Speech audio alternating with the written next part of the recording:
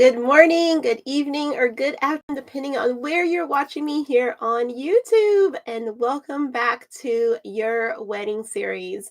We are planning your wedding starting at age 14.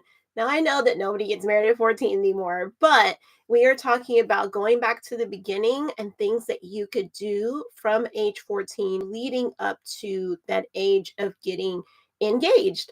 That's going to be a different age for everybody. Not everybody's going to get engaged at the exact same time, but we are talking about ways to start preparing for marriage and the wedding ahead of time.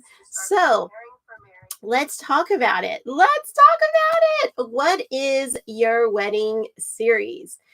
Your wedding series is all of those wedding events that lead up to your wedding day. And those events include the proposal.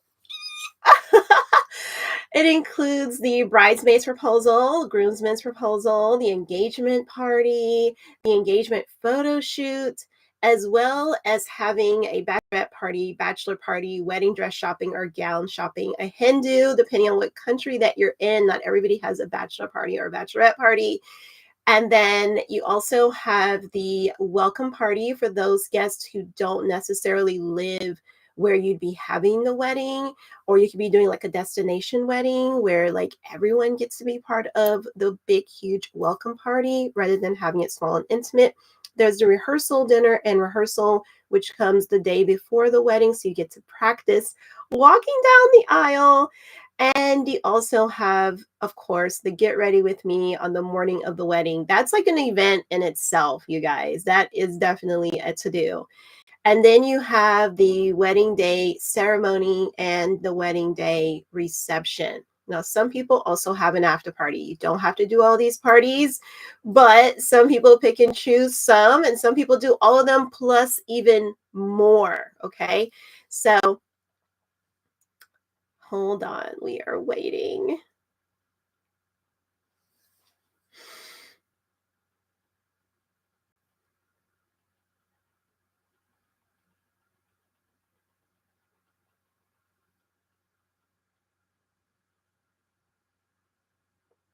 Okay, so not everybody has all of these events, but some people will add a few extras in there.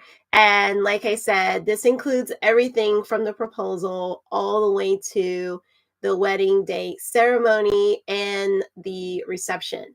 Now, why am I here? Why am I here? I'm your content creator and I provide wedding videography for not just your wedding day, but all of those wedding events that we talked about, from the proposal to the wedding ceremony and reception and everything in between. And so you're going to be trying to hold your phone, trying to capture all those moments. And so is your bridal party, your guests. They're also going to be trying to, get that winning shot and that winning video and that winning photo, because they all think that they are photographers and videographers. And we all do. We all think that. But you don't want to walk down the aisle or be at your dress shopping or at your engagement party and everyone's holding a phone directly into your face. You want people to be focused on you that day. You want to see their smiling faces. You want those hugs. How are they going to hug you and trying to hold their purse and other things in their hands, right? So it's important for everybody to be hands-free and allow me to be your paparazzi, because that's what I am. I am your paparazzi. I will be able to create all your content because we're definitely living in a content creator world. And so that's why I am going to be there to help you with all of that. Okay, that's my job. That's what I do. So, wedding series are about all these wedding events, and it's about your love story. It's all about telling your love story through these wedding events. And so, in order to capture those events, like I said, that's why I'm there and I get to do all of that for you. So, lights, camera, action. Let's start the show. Let's start the show. Here's a little advice from me, your content creator, to help your story unfold. You guys, we are now in episode 7. Okay, technically this would be episode 8, but we had a part 2 to episode 4. So we are in episode 7. We are in episode 7, and this is titled How to Date for Marriage. How to date for marriage. Now, we talked about dating the right way for marriage before he proposes. Today, we're talking about how to put this in practice now, how to actually put it in practice, how to walk this thing out. Okay. And so, if you're taking notes, once again, this is your wedding series, episode 7, How to Date for Marriage. All right, you guys. So, I told you it was going to get spicy today, right? I told you. I told you. And these are not going to be people's go-tos when it comes to dating for marriage. They're not going to want to go to this. They're not going to want to do these things. They're going to fight me tooth and nail. But what have I said through every episode? You don't have to take any of my advice. This is here to help you to be a stronger adult, a stronger person, and a stronger husband, wife, father, and mother, okay? And helpmates out there. So you don't have to take any of it. Well, let's just start. Let's just start because I already know y'all gonna be mad. I already know. I wish you were gonna be mad. But let's just get into it. So, how to date for marriage. Group settings. Group settings. Go on dates in a group. You don't need to be going on a date by yourself. You're getting to know this person. You're dating for marriage. You're not dating casually. And there's no real reason why the two of you need to be alone in the car, alone in each other's apartments. Remember, we talked about you shouldn't even be moving out anyways. I say shouldn't, and it's not really shouldn't. This is just advice to help you if you want to do it, if you want to do these things. And so you are dating in a group setting. This could be with family members. Maybe your family likes to celebrate everybody's birthday, which I think is so amazing. I grew up in Texas, and in Texas, we have a very, very strong, diverse community of people from all over the country. And like, it is like an actual melting pot. I know people like to say where they live is a melting pot, but Texas is a true melting pot from people from all over the world. And what I've noticed is that like they have this closeness and that every single birthday they're celebrating. So every weekend they are out celebrating someone's birthday, and they do it big, you guys. They are not at restaurants. They usually are at someone's house and they're cooking up a bunch of food. They are cooking up a bunch of desserts. There's tons and tons of games. It's a to-do. It's exciting. There's sometimes a theme. I love a good theme. I love a good theme, you guys. So much. And so weddings are not the only time to gather and to get together for everyone to get together as a family. So if you don't have this already incorporated into your family, let me suggest that. Let me tell you, that would be so amazing for more families to get together for all of the birthdays every single year, all year long. Okay. So dating in a group setting. Maybe your friends like to get together and have game night like that. You know, you don't need to be going on dates alone. Okay. Another reason why this is good is for accountability. Now you won't be doing things that you're not supposed to be doing. We did talk about respect and disrespect of one's bodies and of each other's bodies. And so it's important to have accountability. And if you're dating in a group setting, guess what? You're going to have accountability. You are going to have accountability. And so many people find themselves, stuck because now they're holding hands. Now they're kissing. Now they're giving really, really long hugs. Now they're doing other things to each other's bodies, behind doors where no one's looking. and it's gone too far, and now they feel like, okay, now I have to be with this person, now I have to stay with them because now the hormones have been revved up, they feel very close to this person, and so now they feel like, okay, well, I really love this person and there's no way we can ever break up. And then the other person feels like, well, I don't really like them that much, and so I'm going to leave. So horrible, horrible, horrible, horrible. In order to avoid these things when you're dating for marriage and you're not in this casual way of dating, be in group settings, okay? Maybe there is a group that you meet with once or twice a week. Maybe like you guys already are starting to do things together, like maybe you have a Bible study group that you can meet with that's for either whatever your age group is. And then you guys can have a community of people that are there helping to keep you accountable. Your family, your Bible study groups, your friends. That's a lot of different ways to be able to date in a group setting, okay, with accountability. So it's really not that bad. I know that everybody is like, no, no, no, like I can never do that. Like, I just want to be alone in the car with them. Da, da, da. Don't be alone in the car.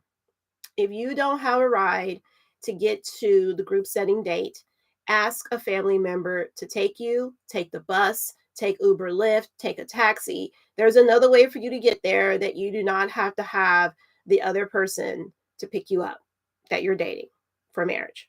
Okay? Just don't do it. It's going to lead to all kinds of other nonsense, all kinds of mess, and you just don't want it. You just don't want it. Remember, we're dating with intention. So let's continue and talk about some of those intentions. Oh, you guys, I love this. I love talking about this. And I hope that if you have questions that you will just ask, you will just discuss it with me or with somebody, okay? With me or with somebody. Okay. We talked about why you are dating in a group setting, the accountability portion of this. Let's talk about things to look for. Oh, yes, while you are dating for marriage. Things to look for while you are dating for marriage. You need to be on the lookout of some stuff, okay? You need to be on the lookout for some stuff when it comes to the other person that you are dating, all right? Some things, all right? So, one of those things is definitely how they handle conflict. How they handle conflict between you, how they handle conflict with their parents, how they treat their parents, okay? Is it with respect? Do they even have a relationship with their parents or with their siblings? Red flags, you guys. And then also with friends, how do they handle conflicts with coworkers? Are they every day complaining about, well, I don't get along with this person. Now I don't get along with that person. Now this person. Now this person. That's not good. Red flags. Okay. Red flags. I'm not saying that we need to get along with everybody, but if it's a constant theme that you are noticing with this person, I'm just saying, be on the lookout. Be on the lookout. Okay, let's talk about what else we're looking out for. We're looking out for disagreements, problem solving. So disagreements and problem solving. We talked about, conflicts, conflict resolutions, disagreements, how they are. Are they constantly in a battle with somebody in their life, whether it be coworkers, friends, family members, you? Are they constantly arguing with you? Like, that's going to be a good foreshadowing of how your marriage is going to go here, guys. And I'm not saying that people can't work on themselves, but it would be amazing if they went back to episodes 1 through 6 and looked at how starting at age 14, you could already be learning how to deal with conflicts and have conflict resolutions in your life. We're now fast forwarding to the age of when you're starting to date. Hopefully it's not at 14 years old. Hopefully it's when you're dating, you're a little bit older, you're after college. That's what I would prefer for you. I know, another unpopular opinion, but I think that you need to be working on yourself and working on who you want to be, as well as like your career and jobs and things like that, and becoming a strong man, becoming a strong woman, learning how to be a helpmate, learning how to be a wife and mother before you start dating. Okay? And that's going to take some time. So from age 14 to 22, that's right, you heard me right. I don't think you should be dating. I don't even think you should be dating at all. Okay? So we're at like 22, 23-year-old you right now. Okay. Now I know, like I said, I know y'all don't want to hear this stuff. I know this is not something that people want to talk about or even want to discuss or even admit to themselves that they are not doing so great in. Okay. And that's dating. All right. They don't want to admit that that part of their checklist is horrible. It's doing horrible. They're not doing a good job of it. They're not. And they might be following the wrong model. The wrong model, and you guys know what I'm talking about, the world's model on dating, and that's not it. That's not the business. That's not the business, especially when you're dating for marriage. Okay? Because I mean, guys, I have a huge shocker for you. I have a huge shocker for you. The definition of marriage is not what you think it is. Many people think that because they get a piece of paper by the government that they are married. Being married is you laying down with someone, having intercourse with somebody. You're already married. How many people have you married? How many people have you married? That's what I'm saying. We're talking about accountability. We're talking about dating for marriage. Don't step out of order. Don't step out of order. Okay? Don't do it.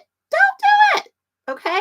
So that's being respectful to your bodies. You've got to be respectful to your bodies. I told you guys we were going there.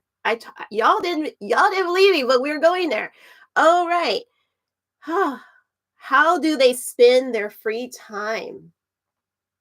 How is the other person spending their free time?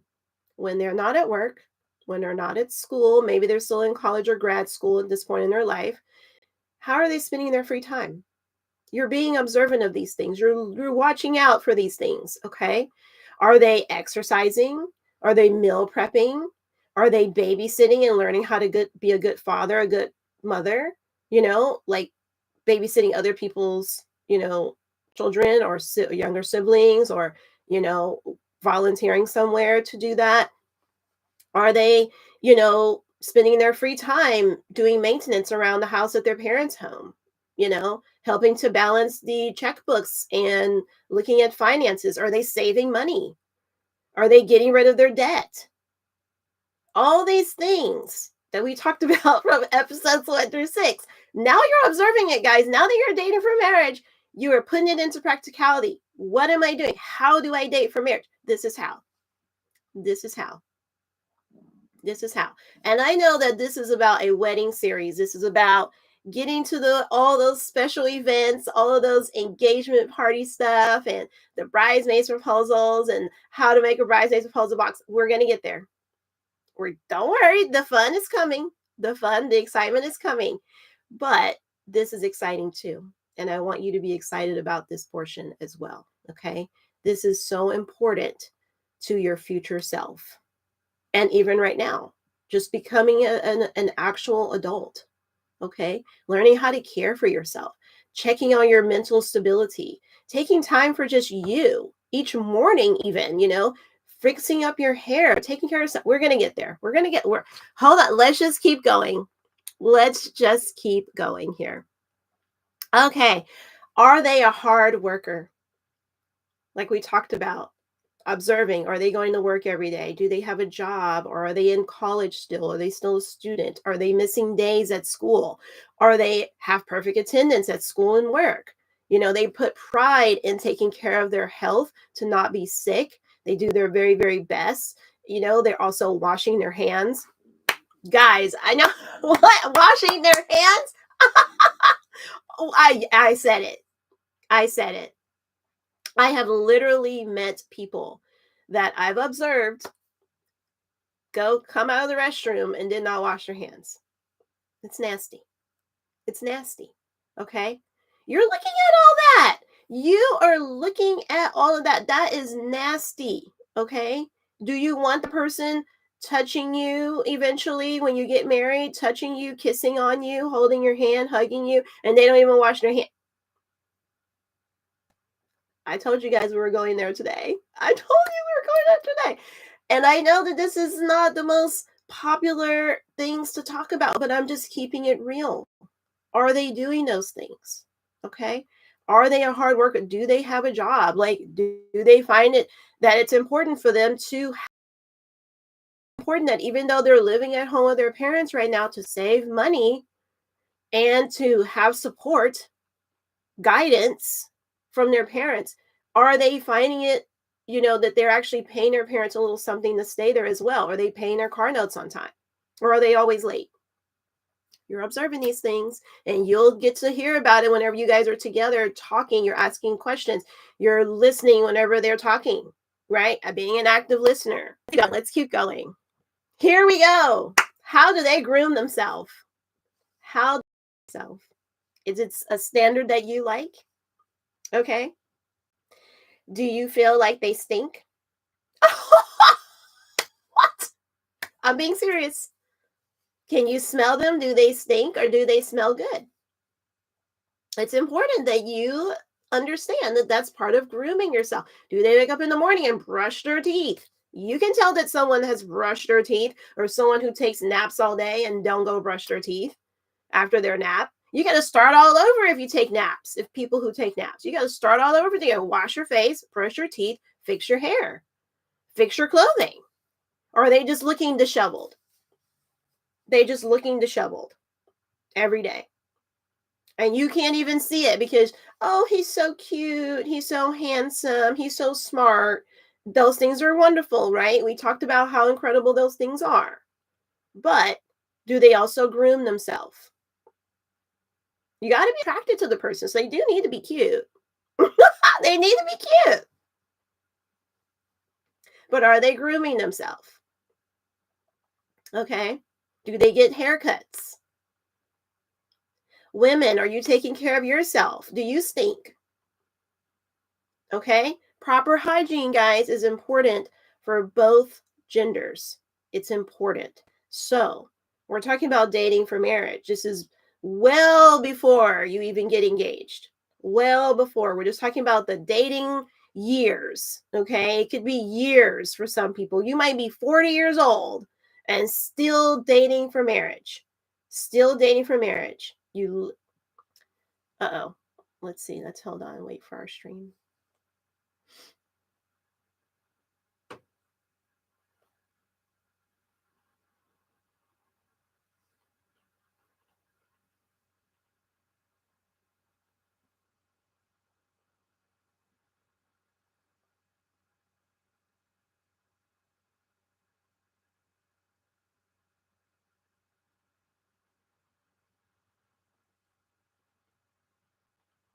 So, like we said, you might be 40 years old and still dating for marriage. Still trying to wait patiently, ladies, for that man to ask you to marry them and that they're also the right fit for you. And men, you might be still searching for that lady. You're out there searching for that lady that's the right fit for you. So you might be 40 years old. Be patient. Be patient and be taking care of yourself. Be working on these things, okay? To when that person does come along, that now you're just ready. You've got a job, you got a career, you know how to take care of children, you know how to cook and meal prep, you know how to be an active listener, you are emotionally stable. All these things. All these things. And we're going to talk about emotional stability as well. Let's go there right now. Emotional stability. Okay? You know how to grasp when someone else is talking about really sad stuff. You're just not going to ignore them and sweep it under the rug and pretend like, oh, nothing is going on. I hate that, you guys. I hate that. That's not a good look. That's not okay. Someone's like boo-hooing, and there's these people that are so emotionally dead that like they're just staring at. They don't even know what to do. They don't know how to console another human being. You're working on this before you even get to dating for marriage. There's people in your life that are going to go through stuff. Children are going to fall and hurt themselves. You're just going to ignore it. Your parents are going to come home with something that happened with them from work, or a loved one died. Some things are going to happen before you even get to the marriage stage of your life, and that person is going through sad times and you don't know how to console them. What is going on with our world? What is happening? Okay? So you make sure that you understand emotional stability, hopefully before you get to this point of dating for marriage. Okay? Hopefully. Hopefully. All right? And then also the other side is happiness. Does someone even know whenever you're happy? Guys, I know it sounds silly. I hear myself too. I hear myself too. Wow, somebody doesn't know how to console someone. Oh, somebody doesn't know how to be happy. You wouldn't, guys, listen, you wouldn't believe it. But there are people who they don't have any emotional spectrum at all. Zero. Zero. So you want to make sure that you are emotionally stable. Okay. The other realm of it is people who just cry and cry and cry and cry. And I've met this with men as well. I know that it can be very, very difficult to have a breakup. I get that. But you can't just stay and wallow in it and put yourself in a ball for weeks and weeks on end. Okay? You got to pull yourself up and you got to get stable. You got to get stable. Okay? So you understand how to handle life's things. Things are going to go great for us sometimes, and things are going to go really, really bad. The world can be super crappy in our life at times too. Okay? But you got to be able to handle both and all of it. You got to. And that's why I say emotionally stable. You're looking out for these things. Red flags. Red flags. All right, let's talk about being a caring person towards others, their parents, and you. Okay, so a caring person, does it feel like to you that they care? Do they care about you? Not that just that they like you so much, you're so pretty, you're so smart, you're so handsome, all those things, right? Not that, but that they actually care about you. Okay. And you can tell when somebody actually cares. You need to stop and be looking at these things and feeling these things while you're dating for marriage. Because, like I said, people just kind of jump the gun and they go right into holding hands, kissing, and making out, and all these other things, disrespecting each other's bodies. And they don't even know if the person really even cares about them. You guys know I'm keeping it real. You guys know I'm keeping it real right now. I'm keeping it real, real, real. All right. So, let's talk about being respectful of the definition of dating for marriage. Dating for marriage the right way, not talking about the worldly way that's confused everybody all these decades. We're talking about the right way, all right? Respecting that definition for each other is so important, because somebody could say, yes, I am dating for marriage. This is what I'm doing. I want to stay on this course. And then once they get into a relationship, they want to decide, nope, that's out the window. If she doesn't sleep with me, has intercourse with me, she's out. I'm breaking up with her. I've changed my mind. I don't want to do it. What are you going to do, lady? What are you going to do, woman, that's been literally preparing yourself for dating for marriage, okay? Living at home with your parents, all the things. And now this person has decided in your relationship, you know what? I'm done with her if she doesn't put out. What are you going to do? Are you going to go ahead and just put out? You're dating for marriage. You're dating so that things will be different than how you've seen other people do it and it failed. Not saying everybody, okay? Not saying everybody, but the percentage is pretty high, okay? Pretty high. Another reason why we have such a high divorce percentage. As much as we have weddings every day going on in this world, we also have a lot of divorces going on, okay? So let's just be real. Let's just be real about it, okay? So, like I said, being respectful of that definition of dating for marriage, okay? It's being respectful of each other's bodies and not making out, holding hands, kissing, all that stuff. You don't need to be doing any of that. You don't need to be doing any of that for dating for marriage. You just don't. You just don't. It just mutters the waters. It mutters your judgment. It leads to hormones revving up. And then boom, now you found yourself alone with this person and things are going out of control. And now you don't know what to do. Now you're just going with it. And that's not, no. Okay. Just no. All right. Now we're looking at alignment of values and morals. We talked about this till we're blue in our faces, making sure that we're watching out about how their morals and values align with yours, whatever they might be. If you are a Christian who goes to church on Sunday and Wednesday, and you want that person that comes alongside you to also be doing that, if they're not doing it during the dating for marriage stage, what makes you think that when you get married, they're going to be doing it? Okay. You can take your chances and just see what happens if you want.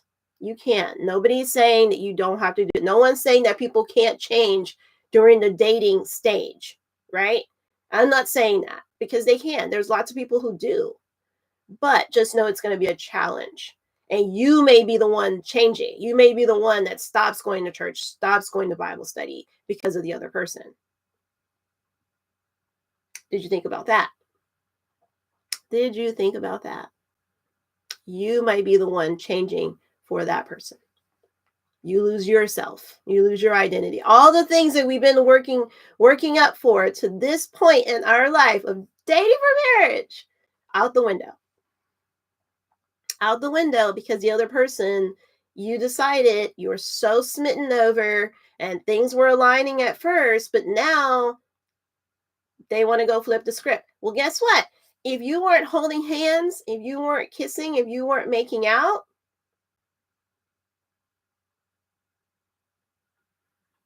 maybe when you see these things, you will decide, okay, maybe we need to regroup.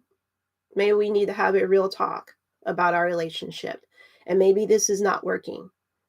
Maybe this is not working. Okay, you have to be real. You have to be real because this is going to define now the rest of the relationship on into marriage. It's getting spicy, guys. It's revving up. It's getting spicy. You're becoming older. You need to know what you want. You need to know what you want and what you're looking for, okay? And it's important to go back to these things. That's why we were journaling. That's why we were putting it down because you're going to forget. You're going to forget once you're in the moment. You're going to forget.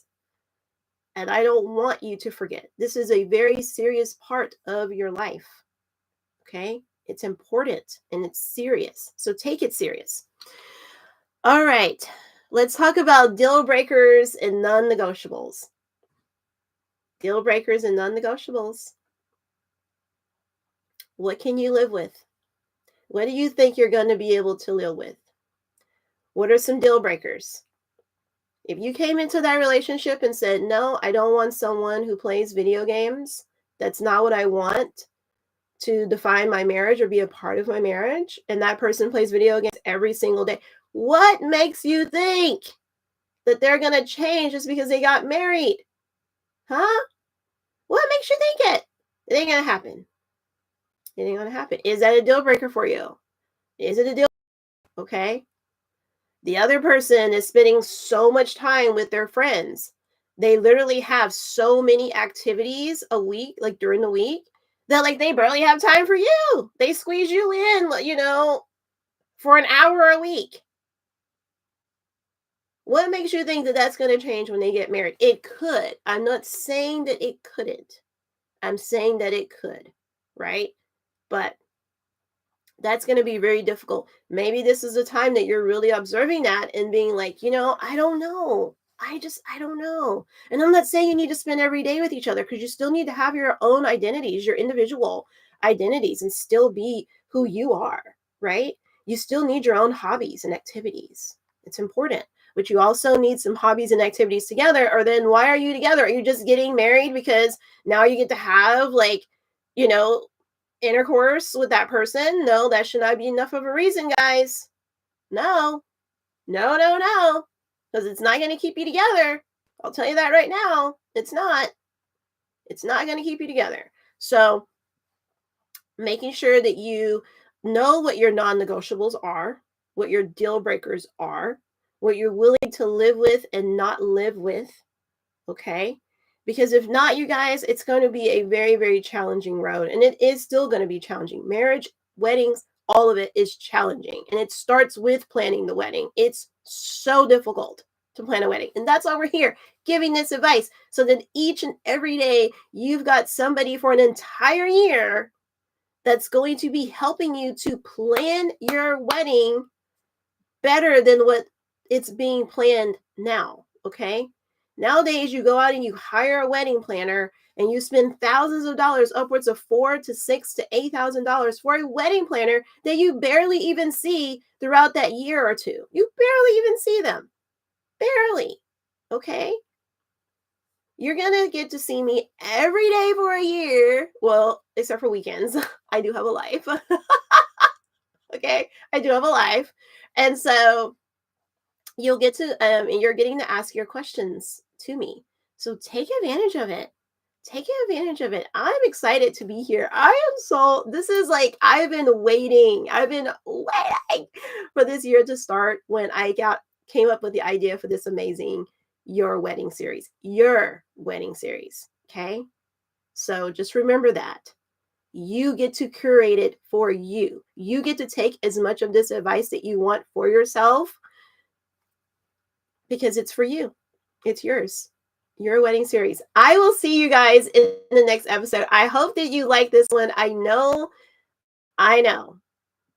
that it was spicy. I know that it's different, that it's not something that you are hearing every single day anywhere. It's not the advice that you're getting probably from even your parents.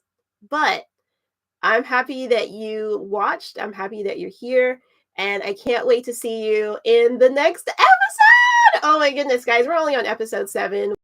A lot of episodes coming up. Bye, guys. See you soon.